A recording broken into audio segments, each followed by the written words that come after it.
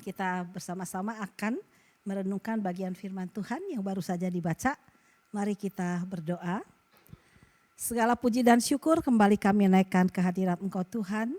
Kalau pada siang hari ini kami kembali boleh merenungkan sebagian kecil daripada firman-Mu.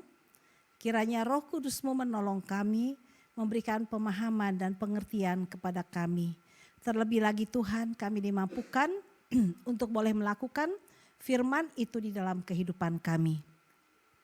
Kami mau serahkan waktu ini ke dalam tangan Tuhan. Di dalam nama Tuhan Yesus kami berdoa. Amin. Baik, pada siang hari ini dari pembacaan yang ada, saya mengambil tema hidup dan menderita sebagai Kristen, ya. Sesuai dengan pembacaan kita pada siang hari ini. Nah, kalau kita melihat akan hal ini, apalagi dengan tema yang ada hidup dan menderita sebagai Kristen, ya, sebagai orang Kristen. Kadang-kadang kita berpikir, waduh, berarti jadi orang Kristen itu hidupnya kayaknya enggak menyenangkan, ya. Hidupnya kok ada penderitaan begitu, ya. Susah, ya. Kadang-kadang, wah, takut juga ya kalau saya jadi orang Kristen. Nanti jangan-jangan hidup saya teh harus menderita atau dipenuhi dengan penderitaan, kesulitan, masalah di dalam hidup ini. Ya, nah itulah kadang-kadang makanya banyak orang untuk diajak percaya kepada Tuhan Yesus, enggak gitu ya, nanti gitu ya, nanti saja gitu. Karena mereka berpikir, wah kalau saya jadi orang Kristen nanti saya tidak bisa hidup sesuai dengan keinginan saya, dengan kemauan saya, apa yang memuaskan saya tidak bisa. Karena kalau jadi orang Kristen mungkin berarti ada aturan-aturan yang harus diikuti.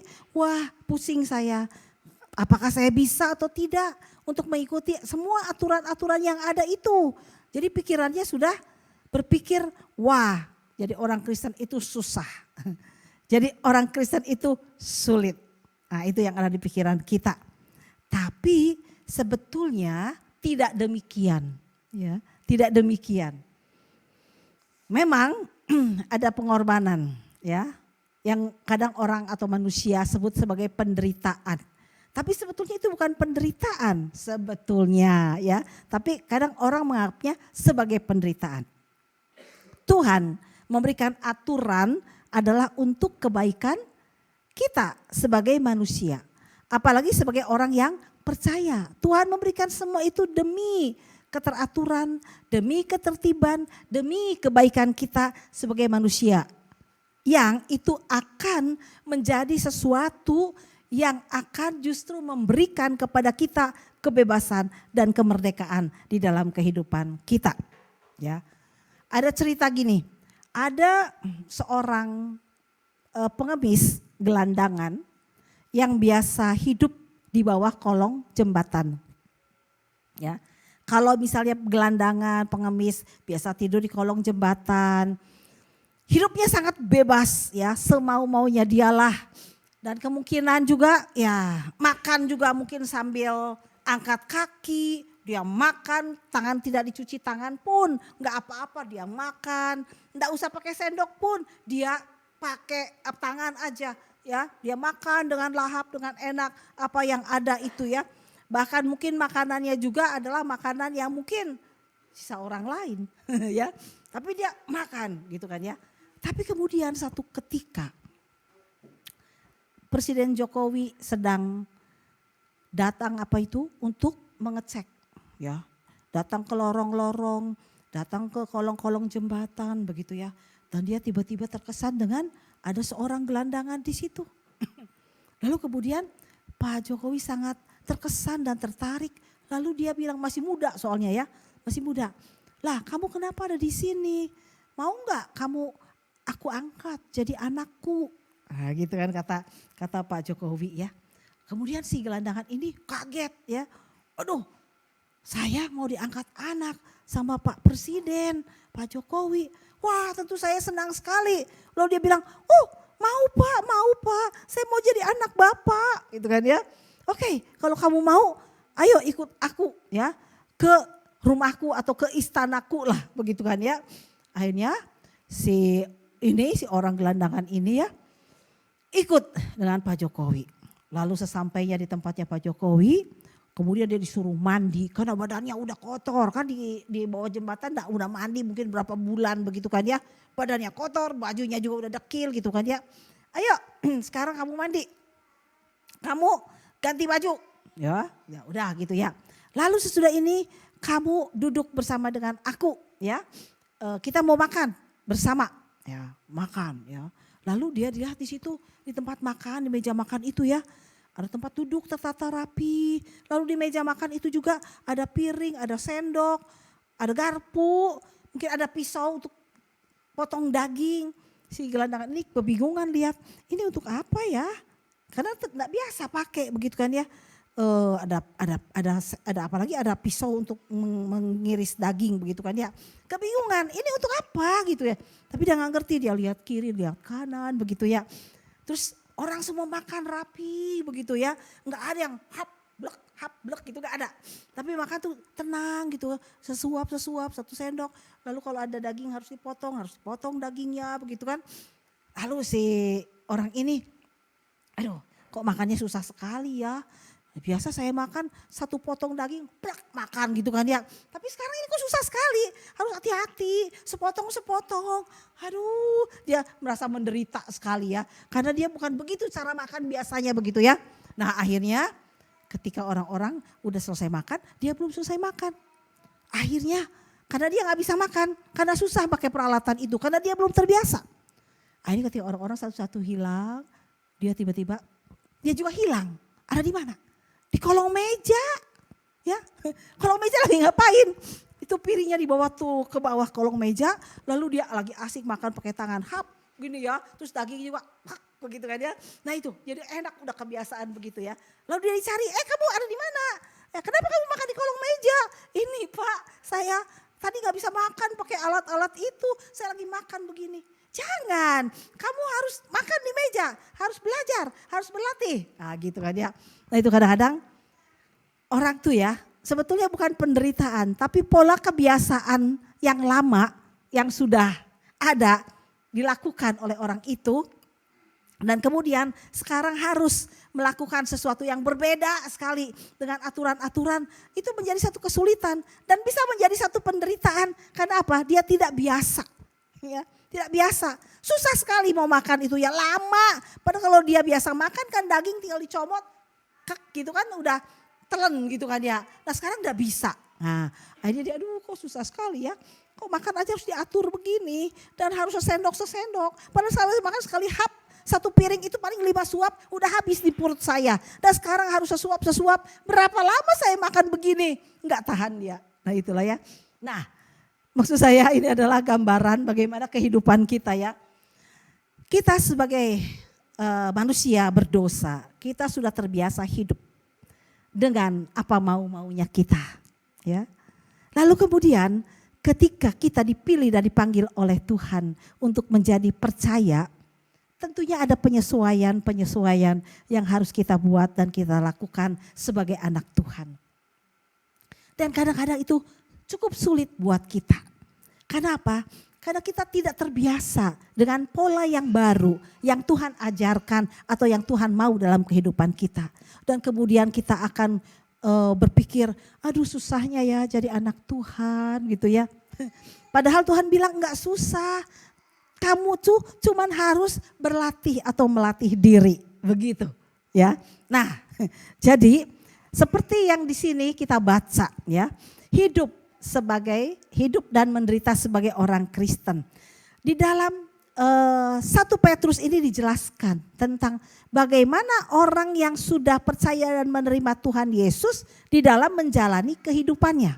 Ya, yang pertama kita harus melatih diri, belajar untuk apa? Menguasai diri kita dan menjadi tenang. Ya, orang yang biasa hidupnya semau-maunya, bagaimana dia bisa menguasai diri, mengikuti keinginannya, mengikuti kemauannya. Sekarang Tuhan bilang belajar untuk menguasai diri dan kemudian jadilah tenang. Orang yang sudah biasa satset gitu ya, udah biasa apa ya, gurang-gurusuh begitu ya. Orang sudah bilang mah kerja sana kerja sini, suruh tenang. Kadang-kadang susah ya. Nah, Saya termasuk orang yang satset kerjanya ya. Kadang-kadang kalau ngelihat orang yang kerja lambat, greget di hati gitu kan ya. Tapi saya perlu belajar bahwa tidak semua orang itu sama ya. Jadi harus belajar menyesuaikan. Walaupun kadang-kadang di hati berpikir, aduh ini kok lambat sekali ya. Padahal mah bisa cepet gitu kan. Nah itu, tapi ya itulah belajar ya. Melatih diri. Kita harus belajar menguasai diri. Menguasai diri apa? Dalam segala hal. Segala segi dalam kehidupan kita. Menguasai pikiran, ya. Orang yang hidup di dalam kebiasaan dosa di masa lalu, cenderung pikirannya itu berpikir yang jelek, berpikir yang negatif, dan kadang-kadang pikiran-pikiran itu kadang-kadang seperti komputer dalam pikiran kita, kadang-kadang sulit untuk bisa dikendalikan, pikiran kita terus berjalan memikirkan kesana kemari, berkelana ya. Kadang-kadang itu yang baik, kadang-kadang yang tidak baik, yang kadang-kadang membuat kita jadi takut, membuat kita jadi khawatir, membuat kita jadi cemas. Akhirnya apa? Gelisah hidup kita, ya. Bahkan berdoa pun tidak bisa. Nah itulah makanya kalau kita jadi anak Tuhan, Tuhan katakan belajar. Kuasai dirimu, pikiran kita, perasaan kita, tingkah laku kita. Kita harus belajar untuk mengendalikannya. Walaupun kadang-kadang itu bertentangan dengan kebiasaan kita. Ya, bertentangan.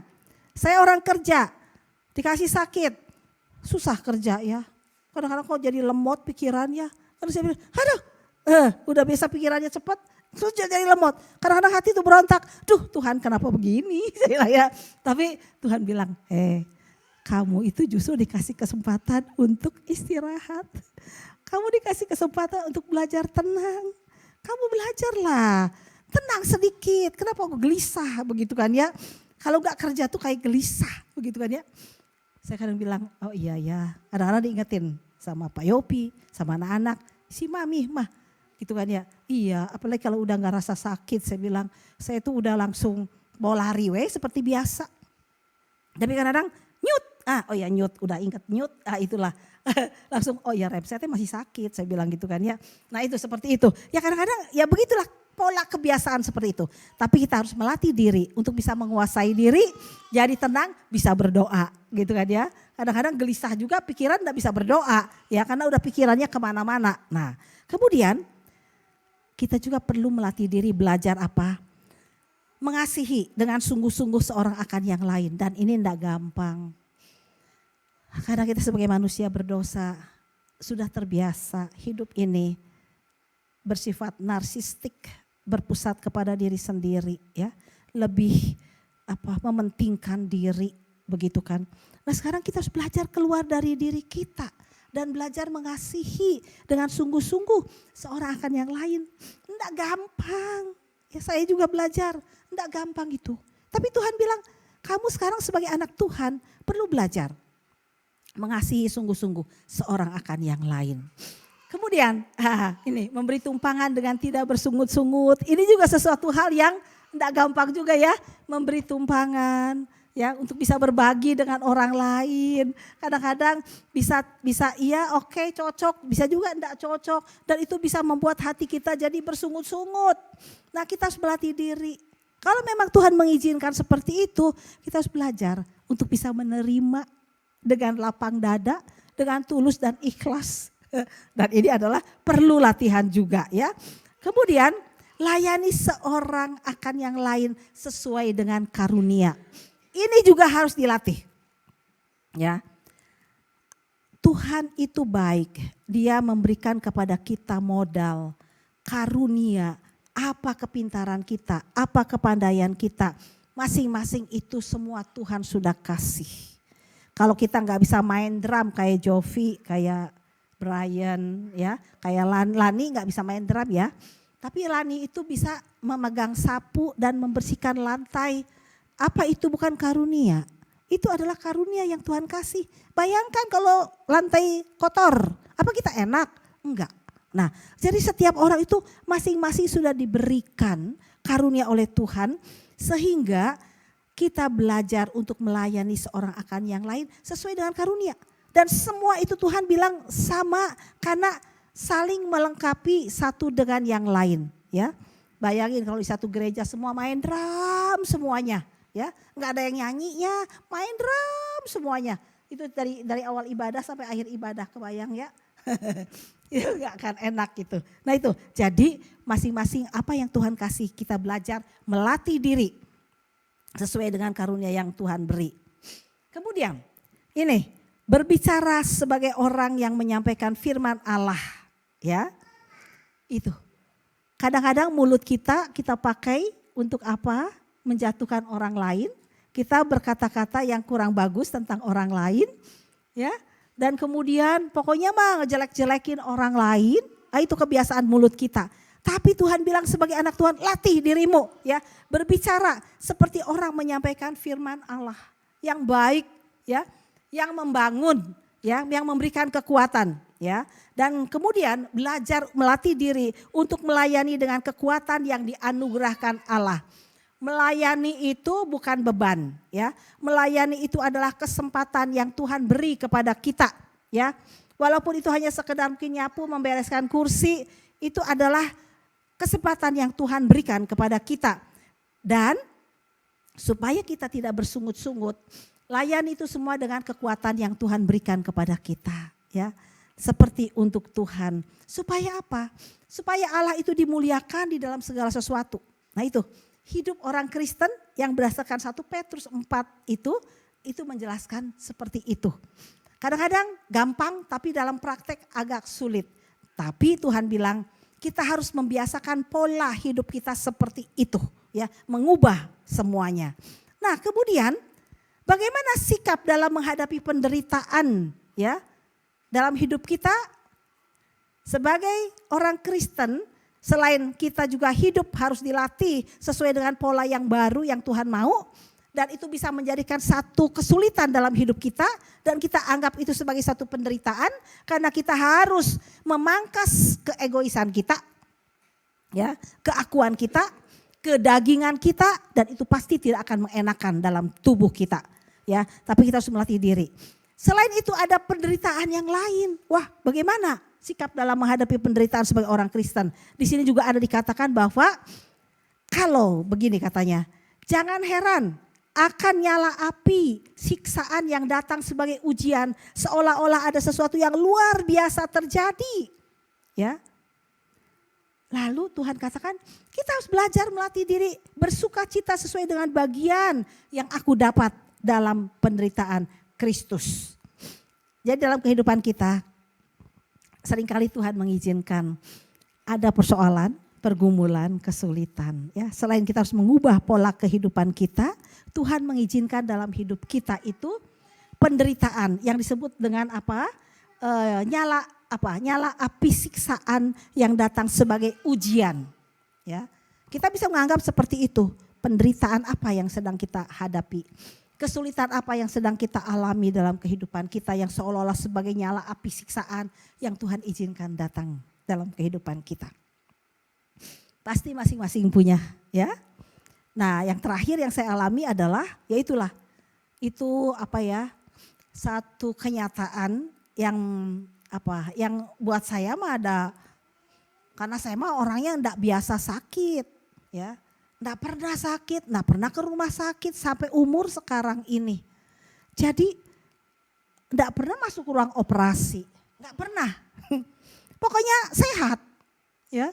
Melahirkan anak juga bukan di rumah sakit, melahirkan anak tuh di bidan. Dan enggak harus dioperasi, brojol aja gitu kan ya. Nah sekarang jadi ke ruang operasi itu buat saya adalah sesuatu yang baru. Karena itu saya enggak biasa gitu kan ya. Dan kemudian dinyatakan bahwa katanya saya ini kena kanker. Itu sesuatu yang jadi momok dalam arti suatu hal yang menakutkan bagi orang-orang gitu kan ya. Apalagi wanita ya. Kadang-kadang kanker katanya di payudara. Saya waduh. Saya itu seperti bukan seperti durian runtuh lah ya. Tapi seperti aduh kok jadi begini Tuhan, itu satu hal yang berat buat saya ya. Mungkin buat orang lain gak terlalu berat karena udah terbiasa ya menghadapi yang seperti itu. Mungkin bolak-balik rumah sakit ya. Kemudian dia udah biasa masuk ke ruang operasi begitu. Kalau buat saya itu baru pertama kali tuh seumur-umur gitu masuk ke ruang operasi ya. Dan mengalami hal yang seperti ini sakit ya. Karena gak pernah sakit. Periksa ke dokter juga, aduh enggak lah paling sakit gigi terakhir ya. Nah itu, jadi saya berpikir, duh Tuhan, kenapa Tuhan izinkan ini terjadi ya dalam kehidupan saya. Saya gak mau, kan saya berdoa Tuhan, biar saya kerja keras capek untuk Tuhan, melayani Tuhan, enggak apa-apa. Saya bilang kayak gitu, asal saya jangan sakit, asal saya jadi orang yang sehat aja, enggak apa-apa gitu. Tapi kenyataannya begitu. Jadi waktu itu menjadi satu, wah pikiran saya udah langsung berputar-putar di situ. Mikirin kemana-mana pikiran itu ya. Aduh saya bilang susah hati saya. Sampai nangis-nangis begitu kan ya. Sempat nangis-nangis berapa waktu gitu ya. Aduh meratapi nasib menangisi gitu kan ya. Menangisi diri. Kenapa ini terjadi sama diri saya Tuhan. Kalau boleh ini janganlah Tuhan, lewat-lewat aja lah Tuhan. Ketika periksa ke dokter saya berharap mudah-mudahan ini benjolan biasa ya Tuhan ya. Jangan yang aneh-aneh, saya gak mau yang aneh-aneh saya bilang gitu kan ya. Tapi waktu diperiksa ternyata memang iya gitu kan ya. Saya pikir kan kalau benjolan kan cuma tinggal diambil, buang, gak usah dipangkas gitu kan ya. Makanya saya pikir dokter kan bilang, gak apa-apa Bu, cuma 30 menit katanya. 30 menit Bu, diambil tuh benjolannya, kemudian dibiopsi. Kalau misalnya gak ada apa-apa Bu, udah 30 menit selesai benjolannya aja dibuang. Tapi kalau itu memang berbahaya, mengarah ke kanker, itu semuanya Bu diambil. Oh gitu? Iya kata dokter teh. Oh gitu ya. Terus gimana dok? Ya udah segera aja katanya gitu kan ya. Segera aja diambil. Bu urus BPJS dok. Bisa tapi mungkin 3 bulanan lah tunggu jadwal katanya. 3 bulanan baru keluar jadwal, mungkin 4 bulanan. Kalau saran saya mah langsung aja segera katanya diambil gitu kan. Waduh langsung saya putar pikir bagaimana. Biayanya kan lumayan kalau nggak pakai BPJS. Tapi ya udahlah. Akhirnya Tuhan bilang, dokter bilang segera. Oke lah dok, saya bilang ya udah masuk minggu Senin operasi katanya. Masuk ruang operasi kan sendiri, nggak ada yang nemenin. Disitulah pergumulannya ya. Tapi saya bergumul dengan Tuhan, bersama dengan Tuhan. Lalu kemudian ketika mau operasi si dokter cuma bilang, nggak apa-apa Bu, sebentar kok. Enggak rasa sakit kok, dokter bilang ya. Coba sebentar juga ibu coba udah langsung hilang katanya gitu kan. Gitu kan ya. Oh gitu ya. Iya, si dokter udah itu masuk ke rumah sakit, ke ruang operasi, disuntik sana sini sebentar, lalu kemudian betul hilang. Enggak rasa apa-apa. Tapi begitu bangun, saya udah bangun sadar gitu. Aduh, saya tuh kok saya masih hidup ya Tuhan. Saya berpikir waktu itu, kalau mau mati matilah, kalau mau hidup hiduplah, saya bilang gitu kan ya. Nah terserah Tuhan. Terus waktu sadar begitu, gak bisa bergerak, tapi lama-lama kemudian bisa bergerak. Aduh Tuhan, terima kasih lah, Tuhan masih kesempatan hidup buat saya. Yang pertama saya cari bukan lain-lain, yang teman saya cari di sini. Masih ada enggak ya, saya bilang gitu kan ya. Saya teraba gini, udah kempes. Jadi saya bilang, aduh Tuhan, berarti beneran ini mah bahaya ya Tuhan ya. Aduh saya bilang, tapi udahlah, udah dijalanin begitu kan. Nah sudah. Jadi sebetulnya di sini saya merasakan justru bukan masalah uang, memang itu jadi pemikiran juga ya karena besar biaya. Dan kemudian masalah yang lain juga jadi pergumulan. Tapi yang paling berat itu adalah pergumulan batin bersama dengan Tuhan. Nah di situ. Bagaimana saya merasa bahwa selama ini saya berpikir saya sudah dalam penyerahan yang sepenuhnya dengan Tuhan. Saya betul-betul sudah menyerahkan hidup saya kepada Tuhan. Tapi kata Tuhan rupanya belum ya, belum. Dan Tuhan ini izinkan terjadi dalam hidup saya. Dan kemudian disitulah saya betul-betul ya Tuhan istilahnya cepret lagi bahwa kamu harus penyerahanmu belum tuntas. Kamu harus tuntaskan ini, tuntaskan. Jadi akhirnya saya waktu itu memang betul-betul nggak ada yang bisa menolong saya. Betul-betul kan nggak ada. Suami ada memang mensupport, tapi kan nggak bisa dibawa. Anak, keluarga yang lain ya bisa mensupport. Tapi kan semua harus berhadapan sendiri dengan Tuhan. Dari situlah pergumulan saya yang paling berat. Sampai pada akhirnya Tuhan memang betul-betul penyerahan pada Tuhan. Okelah, aku menerima semuanya ini. Dan aku tahu aku tidak sendirian. Dan aku bersama dengan Tuhan. Aku bisa melewati semuanya ini. Kalau memang Tuhan masih memberikan saya kesempatan hidup. Okelah, saya mau hidup untuk Tuhan. Tapi kalau saya sudah waktunya, okelah. Berarti itulah yang terbaik yang Tuhan kasih. Jadi ya ketika saya melihat bahwa pertolongan Tuhan sangat luar biasa dan bisa melewati semua itu, itulah saya melihat ya rupanya Tuhan masih mau lah begitu ya untuk saya boleh ada. Jadi itulah, jadi Tuhan kadang atau seringkali memperhadapkan kita yang mungkin kita anggap itu adalah sebagai suatu penderitaan.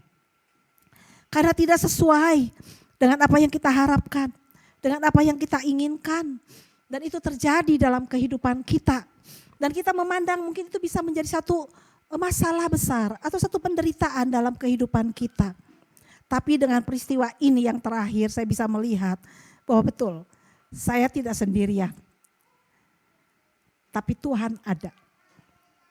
Dan saya melihat bagaimana di tengah situasi seperti itu, Tuhan menyatakan kuasa pertolongannya dengan kehadiran orang-orang di sekitar, keluarga, ya, teman, sepelayanan dan sebagainya yang memberikan support, memberikan dukungan. Saya melihat kasih Tuhan yang luar biasa. Dan di sini dikatakan bahwa kita perlu bersukacita sesuai dengan bagian yang aku dapat dalam penderitaan Kristus, ya. Dan di sini kita bisa bergembira dan bersukacita karena Kristus ada bersama dengan kita, ya. Jadi mungkin kita sebagai anak-anak Tuhan kita kadang-kadang merasa takut dan ngeri bahwa kalau kita jadi orang Kristen, oh berarti kita akan diperhadapkan dengan penderitaan dan kesulitan dalam hidup kita. Tapi sebetulnya kita tidak perlu takut, kita tidak perlu khawatir. Karena apa? Kalau di dalam teologi reform itu ada yang kelima itu ya, P, perseverance of the saint, ya.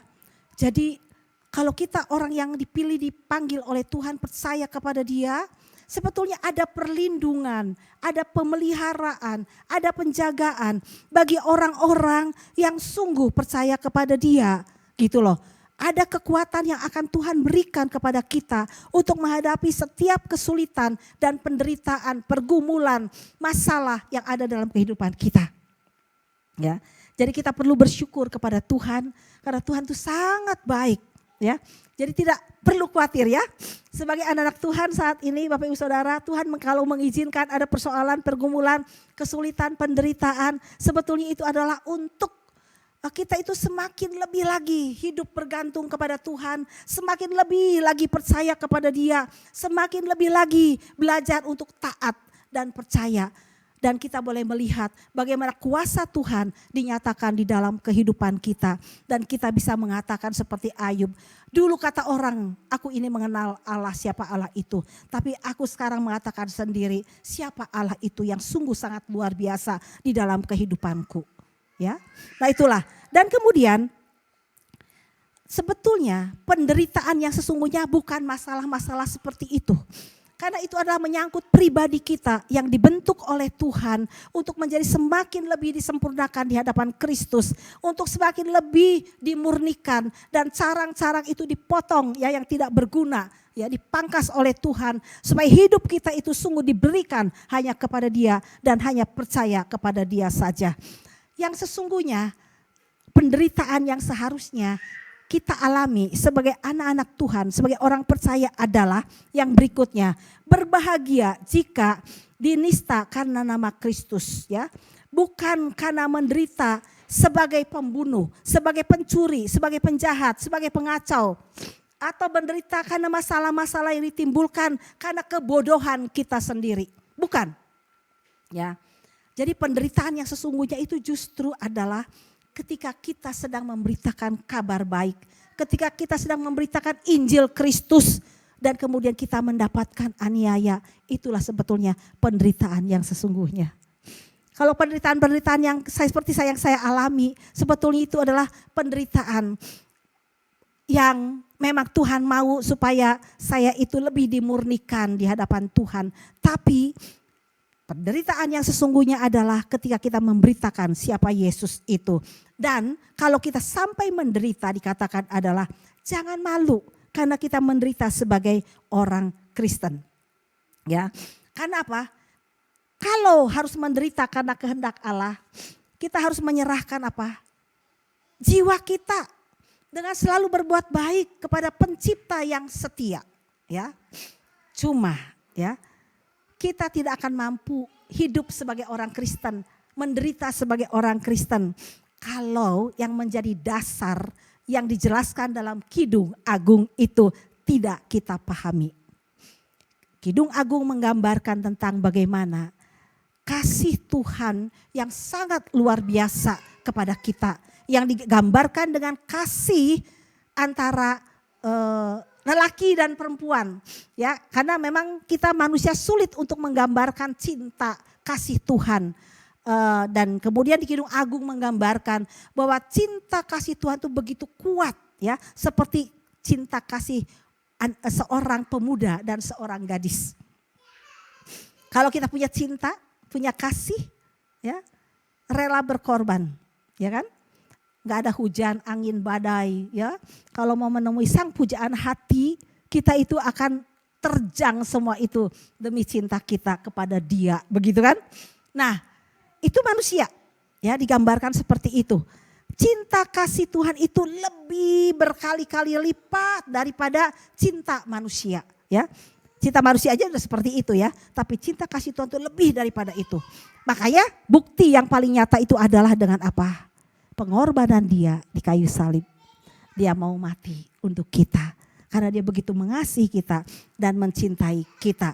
Jadi di sini kita lihat kalau kita ingin mampu, ya, pemahaman akan kasih Allah itu penting, ya, karena pemahaman akan kasih Allah akan memampukan kita sebagai orang percaya untuk hidup dan menderita sebagai Kristen atau sebagai orang Kristen.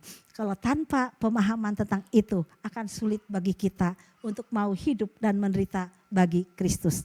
Karena itu Bapak Ibu Saudara sekalian, bagaimana caranya kita untuk bisa hidup dan menderita sebagai orang Kristen?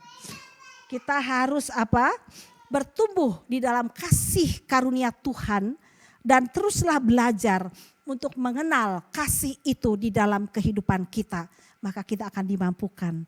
Dan semakin kita mengenal kasih Tuhan dalam hidup kita, sebetulnya itu apapun dalam hidup kita yang kita alami, yang kita rasakan, kita tidak akan menganggap itu lagi sebagai satu penderitaan, sebagai satu kesulitan, sebagai beban. Tapi itu adalah sukacita, ya, kebahagiaan.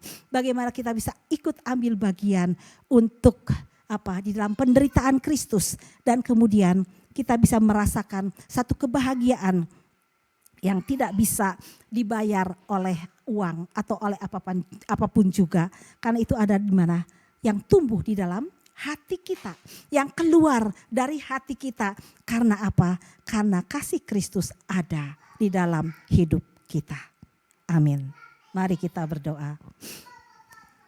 Tuhan, kami bersyukur karena firman-Mu boleh mengingatkan kepada kami bagaimana kami harus hidup sebagai anak-anak-Mu, baik hidup sebagai orang Kristen maupun hidup dalam penderitaan sebagai orang Kristen yang Tuhan izinkan terjadi dalam hidup kami.